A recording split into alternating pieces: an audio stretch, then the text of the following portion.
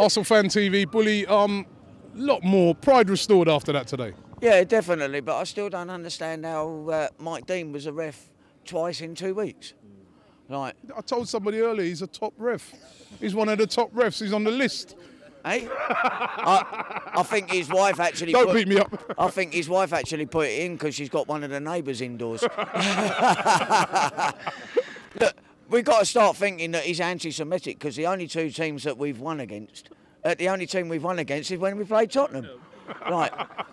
I'm sorry, but that seems that he's anti-Semitic. Now listen, I'm gonna slip you something, right? Somebody, when I say, I hope it's not a roofie. Listen, somebody told me it weren't a penalty. Somebody said to me that they spoke to one of their mates and he actually got a decision right. It weren't a penalty. Well, the cameraman in front of me, he said that he slowed it down and zoomed in and said it wasn't a penalty, and he reckons he's an Arsenal fan, but he works for Sky, so they're not going to tell the truth, are they? They're losing games hand over fist at the moment. But going back to the game, forget the penalty for a minute. Much better performance by Arsenal today. Definitely, and finally, Mikel Arteta stopped dancing around a little bit in the second half and put a few tackles in, although I still think that Kim Karlström would have been better playing against them and next to Flamini. Like he showed quite a bit against Swansea the other night and come on and he looked quite strong. And Flamini today, I thought he played really well today, up against Toure and Fernandinho and the power of Manchester City's midfield. Well, definitely, Flamini always gives it 110%. No, that's where we went wrong, putting him on the bench against Barcelona when we played them in the cup, in the Champions League final. Now, and put Cole straight in because of England. Now, pride has been restored a little bit. We've got a tough game next week against Everton away. That's going to be tough. They're flying at the moment. And then that FA Cup semi-final. I mean, the next couple of weeks for Arsenal, two big... I mean, it's been a big month, but big games still to come. Oh, definitely. What we got to hope is that we batten down the Ashes, don't let the Scousers nick anything next week. We know what they're like. If it's not nailed, you've got to go up there next week. You know that. If it's not nailed down, they'll have it away. Right? Even in the hotels, they screw the TVs down.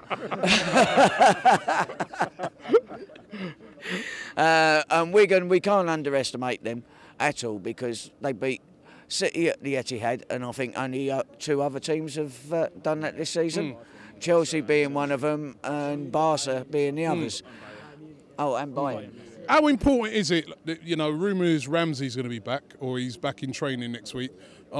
If we could get him back, I mean, that could be something that could give Arsenal a real lift going into that semi-final. Oh, definitely.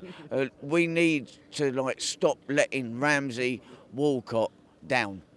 After the way they've got us up to where we was in the beginning of the season, up to Christmas and everything else like that, we got to feel disappointed if we let them down. And we need to win something from the position we was in. And once they win something, that will give them the belief to carry on and think, actually, we're not that bad. Because at the moment, and this is where Arsene needs to get off his backside, he must go through loads of trousers sitting there rocking away. Either that or he's had his heating in his seat turned up too much. But we got to start thinking, here we go.